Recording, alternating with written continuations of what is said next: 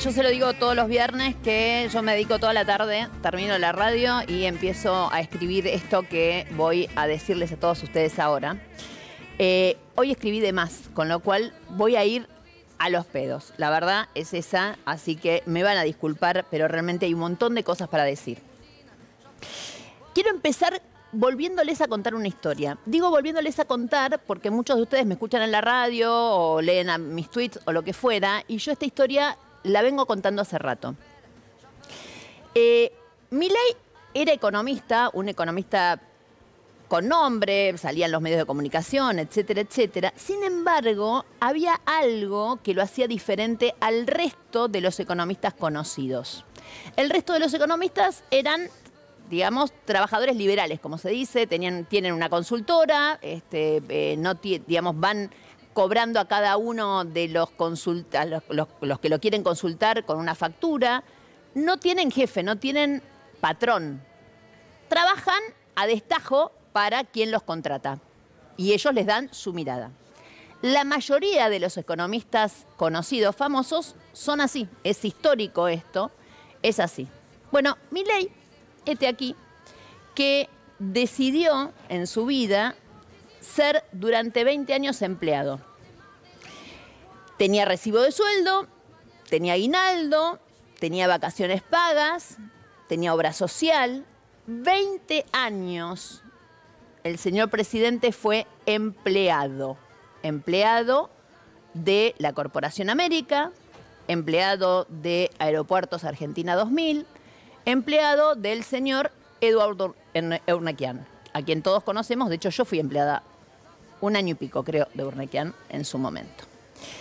Cuando uno tiene un trabajo fijo, un empleo, uno se acostumbra, obviamente, a la dinámica de una oficina, de un lugar, a la dinámica de un dueño y a la dinámica de un jefe, ¿no? Obviamente, que te va pidiendo a su gusto las cosas que vos tenés que hacer. Trabajar en relación de dependencia tiene sus ventajas y sus desventajas.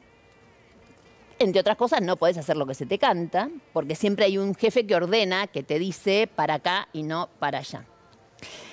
20 años estuvo el señor presidente recibiendo órdenes.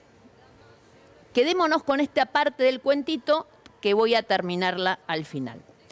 Hace una semana, exactamente una semana, estábamos acá contando que el presidente inexorablemente ese fin de semana iba a tener que tomar decisiones.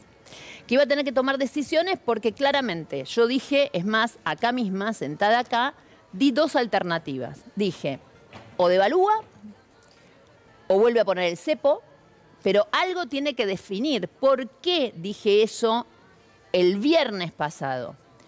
Entre miércoles y viernes de la semana pasada, las reservas del Banco Central fueron sacrificadas en 1.110 millones de dólares.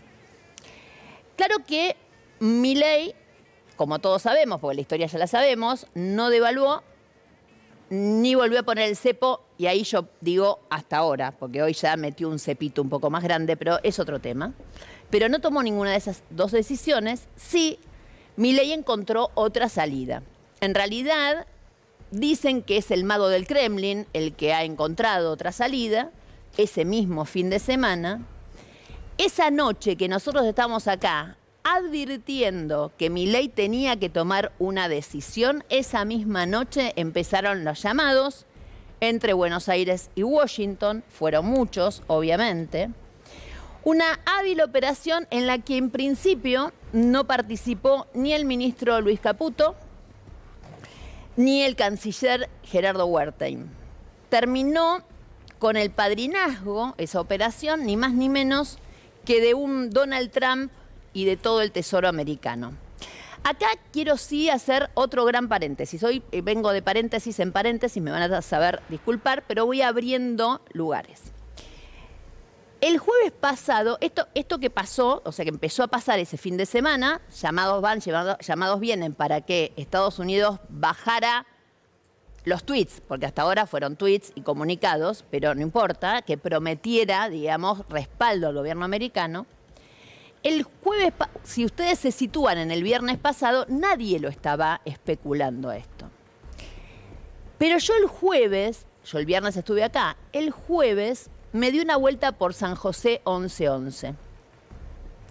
Y esa tarde, mientras discutíamos posibles alternativas de los días por venir, Cristina Kirchner, con la lucidez que ustedes saben que tiene y la caracteriza, me dijo una frase más o menos por el estilo. La tengo escrita, insisto, está recreada, no son las palabras de ella, yo las voy a decir con mis palabras, pero más o menos.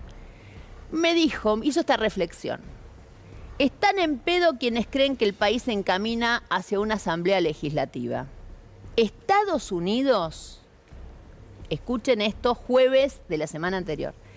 Estados Unidos no va a dejar que caiga Milei. Si lo ve con la soga al cuello, Trump lo va a salvar. Yo tengo que ser justa. La semana pasada hablé con un montón de dirigentes políticos. Y con este énfasis nadie me dijo ninguna cosa. Claramente, no suelo contar mis charlas con Cristina, pero nobleza obliga, tengo que reconocer que fue la única de todos los dirigentes políticos del oficialismo y de la oposición con los que yo hablé la semana pasada, que fue una semana súper caliente, la única que se vio venir la jugada de Trump.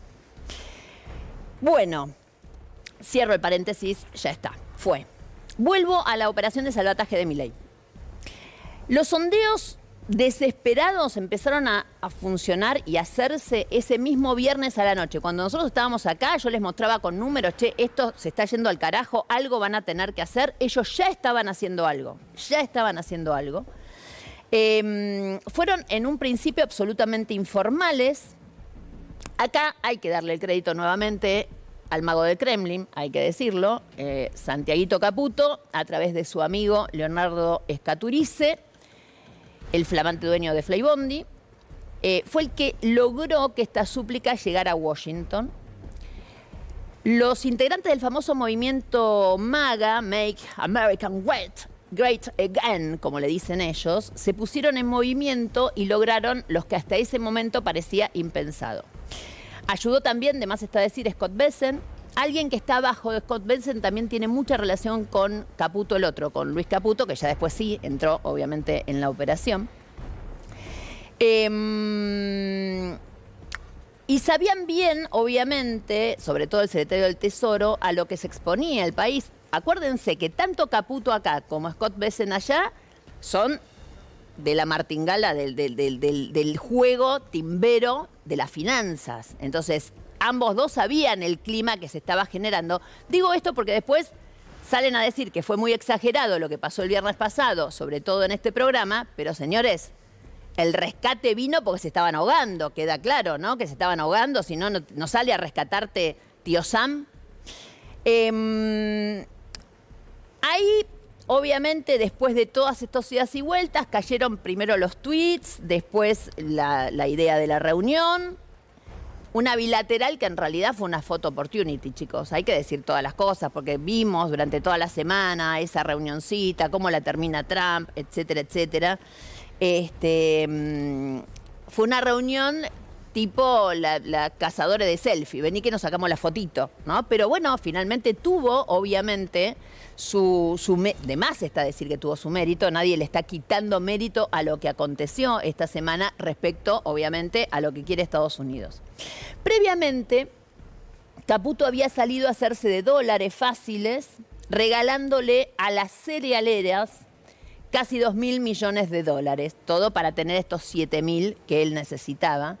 Y todo en retenciones. Ahí se cae el segundo mito. Es decir, el primer mito se cayó con esto de que estaban bien. No estaban un carajo bien, estaban en el horno y por eso tuvieron que salir a buscarlo a el tío Trump. Y la segunda, el segundo mito que se cae es que, digamos, había en el medio de todo esto, obviamente, un tema de riesgo cuca o algo por el estilo. Salieron a buscar esa plata.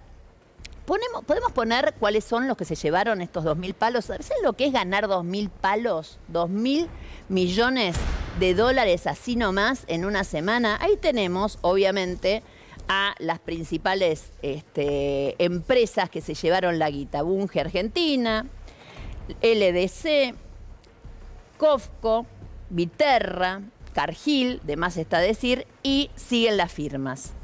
Siguen las firmas. Ahora, claro, anunciaron con bombos y platillos que sacaban las retenciones, el fin de las retenciones que duró 24 horas, 48, 72, no sé. Y la guita se la llevaron los de arriba, no se la llevaron los productores. Como bien dejó en claro este productor que, miren, grabó esto arriba de su tractor.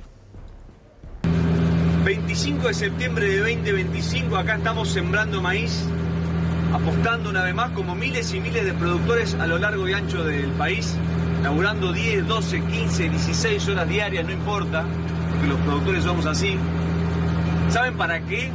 Para enterarnos esta semana, una semana histórica donde vivimos una jugada preparada hermosa que protagonizaron el Toto Caputo, el presidente Milei y todo su equipo, y 8 exportadores, que hicieron una jugada magistral para que con el lomo de miles y miles de productores los tipos se llenen los bolsillos, pero mal, pero fuerte. Lo que me llama la atención es el silencio, porque el lunes se dieron a aplaudir todos la medida en favor de la producción y hoy, jueves, está demostrado que no era a favor de la producción, era a favor del puñado de vivos de siempre que se enriquecen a través del laburo nuestro. ¿Cuándo el sector agropecuario va a despejar la mirada y va a empezar a decir de verdad los problemas que tiene el sector? Estoy muy cansado. Hace 26 años que laburo en el campo, tengo la espalda gastada, los brazos cansados y estoy también harto de ver cómo todo el trabajo y el esfuerzo de miles y miles de pequeños productores queda en la saca de 4 gordos de siempre. A ver si el campo se despabila un poquito y empieza a hacer lo que tiene que hacer. A ver si el campo se despabila un poquito. Lo dijo el productor, no lo digo yo, y tiene toda la razón del mundo. Suscribo absolutamente. Ahí también se cae, perdón, ¿no? Con los 2.000 palos a la cerealera, se cae un tercer mito en toda esta historia. El mito de no hay plata. Plata para ellos sí hay. Queda claro que plata para Cargill hay. Quedó claro, ¿no? Y 2.000 palos en 72 horas. Es un montón de plata. Es realmente un montón de plata. Es un montón de plata. Bueno, de más está decir que ante la movida de la retención cero que iban a recaudar, iban a tener 7.000 palos de la nada y los tuvieron rapidísimo, más los tweets y la reunión con Trump. El mercado respondió como tenía que responder, el riesgo país bajó, llegó a estar en 800 puntos, el dólar cedió, las empresas argentinas recuperaron obviamente su valor. Algo quedó claro, y ahí queda súper claro, no era riesgo Cuca entonces, porque la verdad no es que hubo nuevos sondeos ni nada por el estilo, era riesgo default. El viernes, señores, cuando salieron a hacer toda esta movida, estábamos virtualmente en un default y en un quilombo cambiario. De más está decir que además tampoco está saldado. Asegurada la deuda, porque Estados Unidos se encargó de aclarar que va a poner plata, todavía no puso un mango, pero aclaró que la va a poner, para que Argentina pague los vencimientos del fondo. No hubo negociación, no hubo ni siquiera anuncio, aún no sabemos nada casi, solo trascendidos. Lo que sí sabemos es que Milei se puso en 4 patas, literal. Se entregó, así, en 4 patas. No tengo otra manera de describir lo que hizo Milei. Lo que sí te quiero aclarar que el rosquete no era el de él, era el nuestro. Queda claro esto, ¿no? O sea, él se agacha, pero el rosquete es el nuestro. Es el nuestro el que está en juego. Ahora quiero ir ya a los cuadritos que le muestro todos los viernes, porque quiero contarles, después de todo esto, se jugó todo, absolutamente todo, les quiero mostrar cómo estamos hoy. ¿Cómo estamos hoy? Vamos al cuadrito de siempre, riesgo país. Empiezo con el primer viernes, el 22 de agosto. Estaba en 722 puntos. Llegó el viernes pasado a 1.400. 1052 y hoy está en 1058, después de haber bajado a 800. Atención, el mercado no termina de comprarse absolutamente nada. Sigo con el dólar oficial. El viernes 22 de agosto, cuando empezamos con estos cuadritos, porque yo les dije, acá hay algo raro, el mercado está raro, empecemos a verlo. El dólar estaba en 1337, el viernes pasado llegó a 1515, hoy está en 1350. Aplausos, bajaron el dólar, lo mandaron a una parte de la banda. Ahora bien, miren qué pasa con el dólar blue, y ese es el pequeño detalle. El viernes 22 de agosto estaba a 1340. Casi al mismo valor que el oficial, miren al lado, 1337, 1340. El viernes pasado estaba a 1520, el dólar oficial estaba a 1515. ¿Cuál es el quilombo que tienen hoy y que se les empieza a generar? Hoy el dólar oficial estuvo a 1350. Y el blue, el paralelo, el MEP, se fueron para arriba, 1440. Entonces, cuando esto sucede, cuando esto acontece, aquellos que saben del mercado, ¿qué es lo que hacen? Rápidamente hacen el famoso rulo. ¿De qué se trata? Compro porque me dejan dólar oficial a 1340, voy a otra ventanilla y lo vendo como blue o como MEP a 1004 y pico. Le hago la diferencia, vuelvo y compro de nuevo, ¿se entiende? Y obviamente con la misma plata sentadita solo en una computadora, me hago un montón de guita. Esa es la especulación financiera, que obviamente vos y yo estamos lejos de esta quilombo, pero no importa, yo te lo tengo que contar para que vos entiendas qué es lo que está pasando, porque se sigue drenando plata, ¿está? Plata fácil. Al riesgo país, a todo esto de 700 puntos que estaba hace un mes, no llegamos nunca de vuelta, ¿no? Pero el tema es que obviamente esta semana las cerealeras finalmente liquidaron los 7.000 millones, el Estado les paga en pesos, ¿y qué hacen las cerealeras? Se dan vuelta y van a buscar los dólares de nuevo, ¿se entiende? En algún mecanismo buscan los dólares. Por eso la diferencia que tenemos hoy entre el dólar oficial y digamos, el dólar de sacar la plata afuera, el famoso MEP y el CCL, etcétera, etcétera. Ahora bien, hay algo que realmente hoy pasó y que fue una cosa realmente increíble.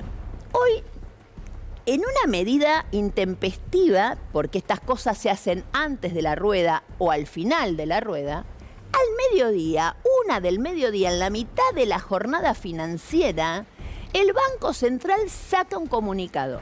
Cuando el Banco Central saca un comunicado al mediodía, las sensaciones de nuevo de temor, de pánico, de que está pasando algo. Hoy al mediodía, como si corrieran siempre por detrás de todo. Porque, a ver, señores, si vos sabés que te van a liquidar 7.000 paros en 3 días, en 4, en una semana, ya tenés que saber que obviamente van a empezar a hacer el rulo. ¿Se entiende? Entonces, no. Hoy al mediodía sacaron la famosa medida para la cual, obviamente, si vos, que la leímos en todos los diarios, si vos comprás dólares oficiales, después no podés ir a jugar en el mercado, no podés convertirlo en dólar MEP o lo que fue, no podés jugar en el mercado financiero. Básicamente de eso se trató la medida que tomó hoy, insisto, de una manera insólita. En un ratito vamos a hablar con alguien que sabe mucho más de esto que yo, obviamente. Y obviamente fue esto que claramente es algo como de mala praxis. Ahora bien, no se sabe mucho más sobre qué está pidiendo Estados Unidos a cambio de nuestro rosquete. Yo, de todas maneras, empecé el editorial contándoles el cuentito de Milei, que fue 20 años empleado. No quiero hacer psicoanálisis barato, pero tener un jefe es tener una especie de dueño o de padre. Digo que está claro que Milei arrastra algunos agujeros emocionales de niño, eso lo tenemos absolutamente claro. Pero después de ser empleado 20 años, de la noche a la mañana estar en la cima del poder, seguramente lo apunó. Seguramente lo apunó. Debe dar vértigo, no debe ser fácil. ¿Qué pasó esta semana? Milei volvió a su zona de confort, señores.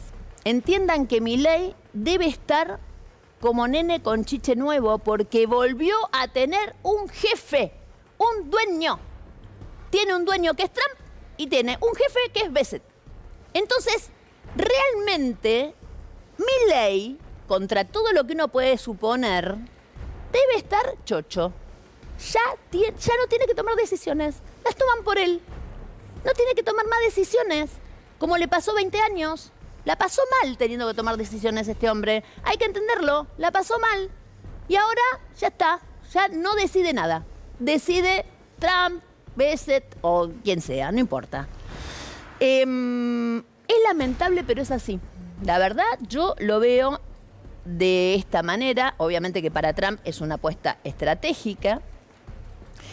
Es la primera vez en varias décadas que Estados Unidos elige a la Argentina y no elige a Brasil.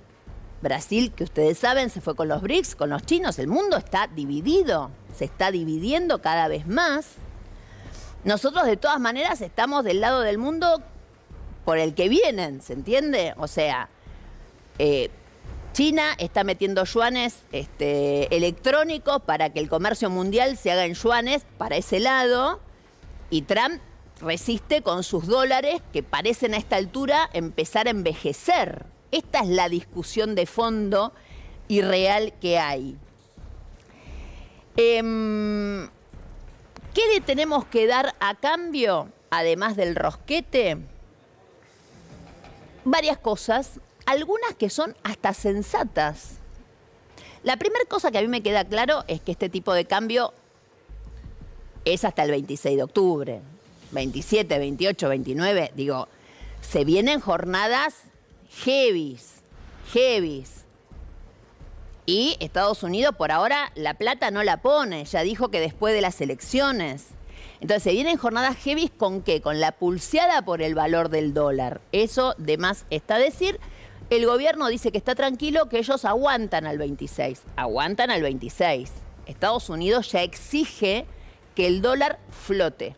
Que el dólar flote significa devaluación. Ni más ni menos que el dólar flote no así y que se salga del cepo. Todo eso junto, obviamente, es devaluación y de más está decir para adelante cambio en lo único que viene preservando Milei, por eso todo esto, obviamente que es ni más ni menos que la inflación. O que no se dispare, digamos, la inflación. Los libertarios festejaron la alianza con Estados Unidos como si fuera el gol de Messi, más que el gol de Messi en el Mundial, esto de más está decir. Pero... y todo tiene un pero, señores. ¿Tuvieron una buena semana? Sí, hasta anunciaron que había bajado los pobres. Yo no me voy a poner a discutir los números ni nada por el estilo. Pero Estados Unidos también quiere un acuerdo de gobernabilidad. Y ahí te quiero ver. Ahí te quiero ver las uñas de guitarrero, ¿eh? Porque un acuerdo de gobernabilidad hoy, con la oposición tan desmembrada y herida, yo creo que el único acuerdo de gobernabilidad posible que pueda hacer este gobierno, el único que te puede garantizar gobernabilidad para mí es el peronismo, por la cantidad, y obviamente al peronismo lo van a ir a buscar. Están en problemas, se vienen un montón de situaciones y de cosas que obviamente veremos cómo obviamente las resuelven. Lo que está pidiendo Estados Unidos es todo esto, obviamente todo el resto también, o sea, quieren todo, ya hablan de la base en el sur, etcétera, etcétera. Ahora, el gran tema es el siguiente, y hoy se lo leí a un analista, no me acuerdo exactamente cuál de todos a los que leí hoy, pero no es mi idea esta, se la copié a alguien que leí hoy en un diario. La pregunta que uno se hace es, cuando Milei fue a Estados Unidos y logró el cartoncito ese que le dio, vieron que era un tuit nomás, que le dio Trump, en ese momento... ¿Milei creyó que lo estaban condecorando, lo estaban premiando o se dio cuenta que le estaban tirando una soga porque se estaba ahogando? Es central saber qué pensó Milei y qué piensa Milei de sí mismo, en serio, mirándose al espejo. ¿Qué está pensando Milei? ¿Está pensando que su amigo vino a ayudarlo porque en realidad lo está felicitando. Es todo un tema, pero yo lo que quiero es que más allá de todo lo que puedan decir los números, etcétera, etcétera, hay algo que es real. Esta semana salieron a vender 12 millones, 10 millones de menos pobres. Y la pregunta que yo me hago, no yendo a encuestas, porque no tiene ningún sentido, pero sí voy concretamente a un dato central que tiene que ver con la última elección en la provincia de Buenos Aires. Si hay tantos menos pobres, ¿no? ¿Por qué los pobres dejaron de votar a Milei?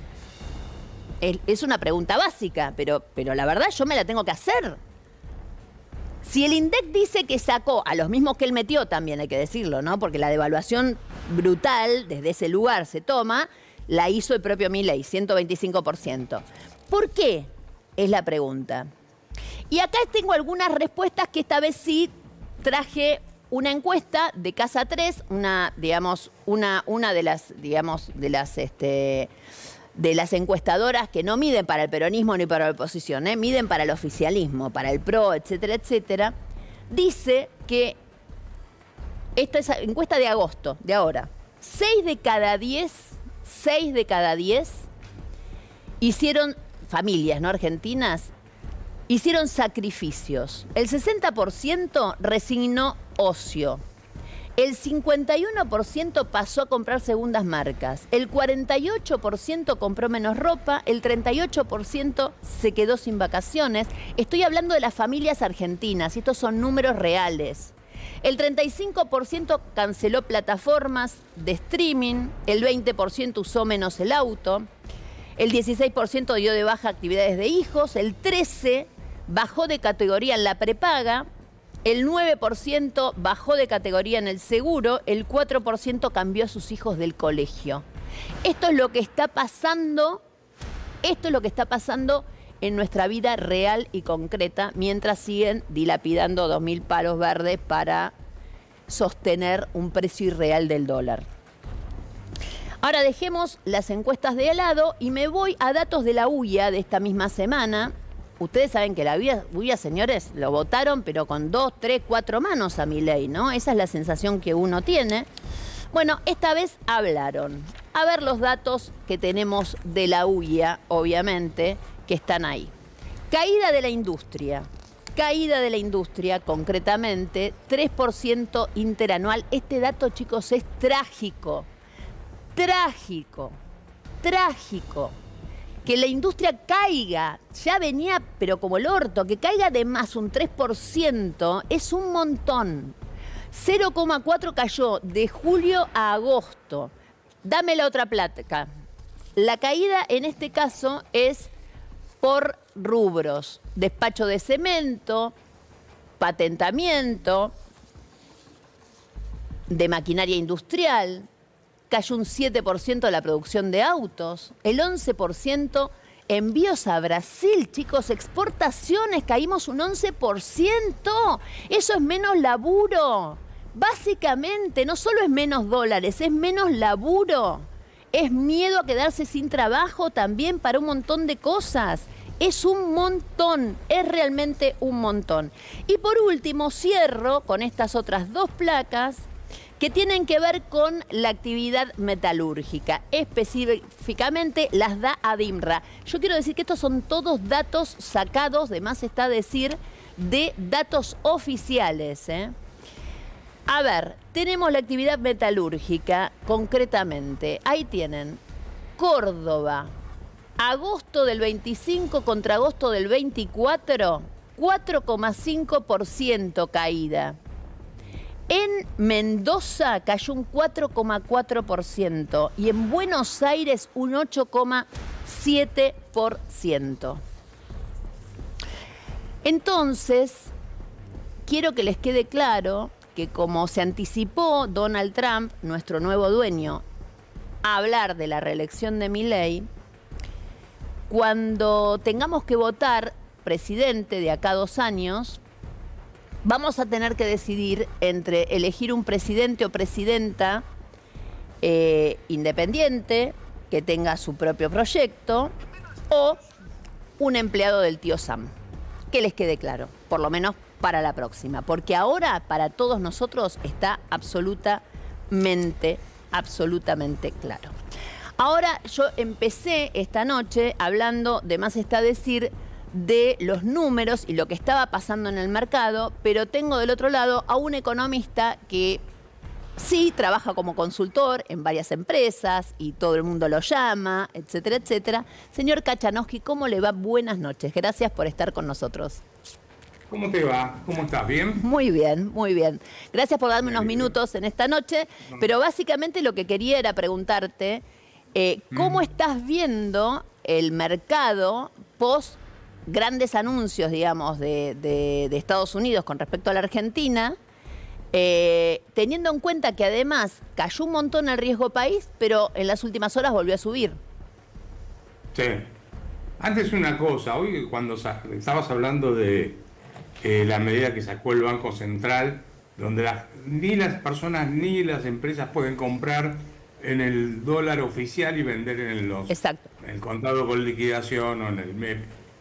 Eso, a ver, Furiase, creo que es uno de los directores del Banco Central, dijo que era para evitar una distorsión. En realidad, eso en economía se llama arbitraje.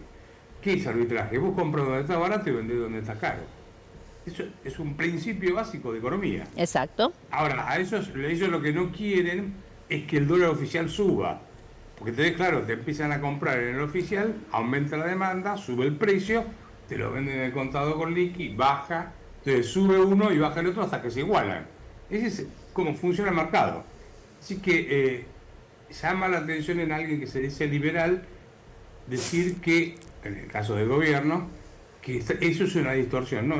El mercado corrige de esa manera. Claro, a ver, hasta ahora el presidente siempre nos ha enseñado economía durante un montón de tiempo diciendo que en realidad el mercado es casi mágico, ¿no? O sea, resuelve todo.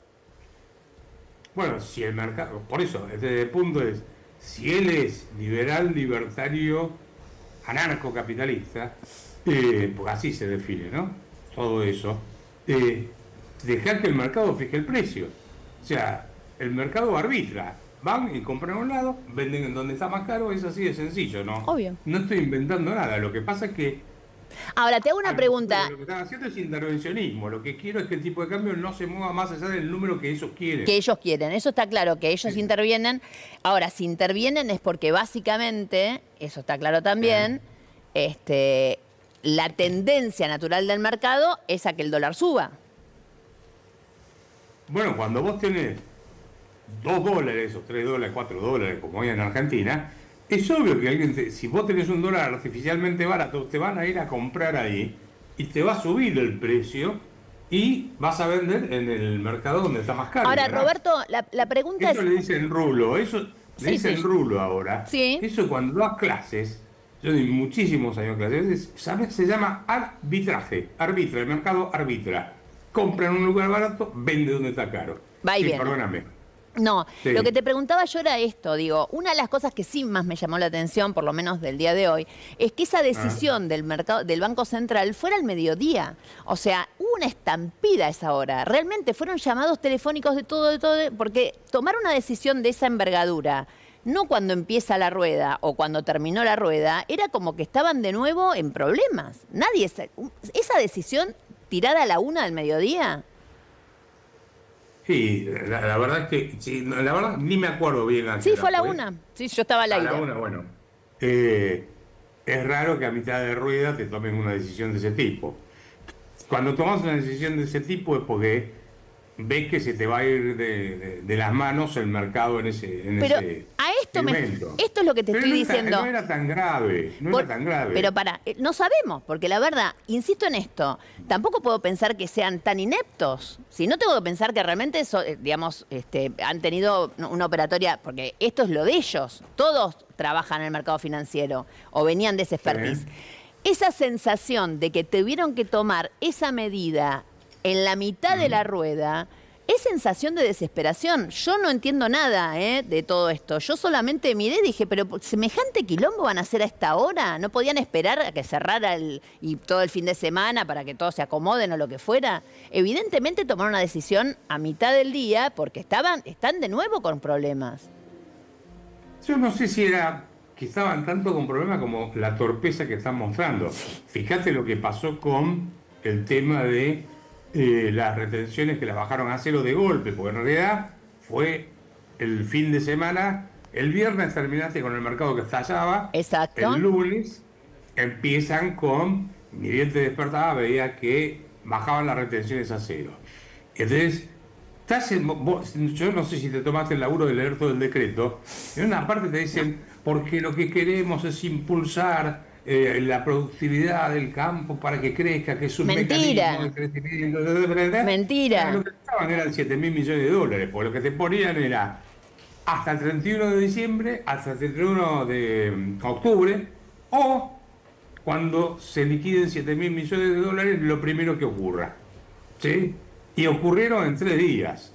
Entonces, eso te muestra que los tipos están realmente manejándose con torpeza. Totalmente. No, o sea, es poco, a ver, yo no saben para dónde ir. O, digamos, poco profesionalismo pareciera haber a esta altura. Desesperación o poco profesionalismo. Esa es la sensación que uno tiene. Ahora, Roberto, y te hago una pregunta que esto ya no tiene que ver con esto. El mercado sigue sin creerle en algún punto al gobierno. ¿Por qué? Porque el riesgo país sigue alto. Sigue alto. Bueno, a ver, ahí... Con toda la ayuda, con todo lo que están anunciando, el riesgo país sigue alto. Bueno, el lunes hicieron 2 cosas. Una, anunciar lo de la baja de las retenciones a cero, y enseguida salió un tuit, bueno, ahora se dice posteo, ¿no? Un posteo en X del secretario del Tesoro de Estados Unidos, diciendo que necesitaba el apoyo. Después salió Trump. Anunciaron un montón de cosas. Después viajó Milei allá. Y en rigor, cuando vos lees lo que dicen los tipos es, bueno, estamos trabajando intensamente y esto vamos a implementarlo una vez que terminen las elecciones. Las elecciones. O sea, primero quieren ver a ver cuál es el resultado. O sea, ahora lo que te digo, igual Roberto, se les armó un lío bárbaro con los productores de soja. Totalmente. Claro, con los productores de soja norteamericanos también. Porque el gran tema fue... No, con los productores de soja de Estados Unidos. De Estados Unidos, porque a ver, Besset le da la orden de que vuelva a poner las retenciones cero. O sea, ya vienen las órdenes de allá, esa es la sensación que tengo. ¿Por qué? Porque cuando sale Argentina a vender en contracíclicamente, nosotros, digamos, vendemos soja y Estados Unidos también, pero en distintos momentos. Salen a vender rápido, los chinos vienen y se compran todo. Hicieron renegocio los chinos. Estados Unidos les hizo un favor casi en el medio de todo esto. Y obviamente los productores americanos de soja se quejaron porque la soja argentina es de mejor calidad y encima estaba más barata. Creo que $15 se ahorraban por tonelada. Y bajó el precio. A ver, y bajó el precio. Una mayor oferta de golpe. Obvio. Entonces bajó el precio. Obviamente. Ahora, Roberto, la pregunta... Vos fijate que en realidad esto yo no sé si lo va a beneficiar políticamente, porque esto es casi un Braden-Operón. Una reedición del Braden-Operón. Porque en rigor te están diciendo de Estados Unidos, porque en un momento Trump dice queremos que gane la elección. Sí, la reelección, porque estaba medio confundido Trump, se lo veía un poco raro en esa reunión. ¿Cuál es mi impresión? Es que Trump no tenía la más mínima idea de cuáles eran las medidas que iban a aplicar. Él le debe haber dicho al secretario del Tesoro, a ver, fíjate que tienen un lío ahí en Argentina, aliado, no sé qué historia, toma algunas medidas. Después se sentó ahí y ni sabía, porque daba la sensación que no tenía ni idea de lo que estaban haciendo. En ese sentido, es cierto 2 cosas. La primera, que Milei empezó a perder su base de sustentación, digamos, de la gente más de abajo. En la última elección en la provincia de Buenos Aires se notó que no lo votaron los de abajo, que lo votan los mismos que votaban antes a Macri. Y la segunda cosa tiene que ver básicamente justamente con que todo esto está atado a la elección que viene. Y le dejan picando al peronismo la situación que hay, porque por más que digan que hay menos pobre, la gente la está pasando horriblemente mal. Y la segunda cosa, le dejan picando el Braden-Operón, como decís vos, renovado, en un país que está detectado como el más anti-yanqui de toda Latinoamérica. Vos sabés que la Argentina tiene una tradición anti-yanqui mucho mayor que la que tiene Chile, que la que tiene Paraguay, Uruguay. Con Francia, Argentina y Francia son los 2 países más anti-yanquis. Francia, que debería estar agradecida, ¿no? Porque Obviamente. le liberaron, cuando desembarcaron en Normandía, la mayoría fueron yanquis, ingleses y canadienses, bueno, etcétera, ¿no? Pero Queda claro. muy pocos franceses. Queda Pero bueno, claro. es un tema histórico. Roberto, muchísimas Sí. gracias. Una noche te quiero acá, obviamente, sentada conmigo para que charlemos un poco de todo. Muchas gracias, por esta ¿Cómo noche. sentada con vos? ¿Cómo es eso? Acá, venís Bueno, acá, te ¿qué sentás vas a en mi decir? sillón. Sí, después te cuento. Y te tomás un trago. ¿Qué tomarías conmigo esta noche? ¿Whisky? Un cabernet. Un cabernet. Oh, muy bien, muy bien. Anotame el cabernet para el... Bueno, el señor que ya está sentado en mi sillón...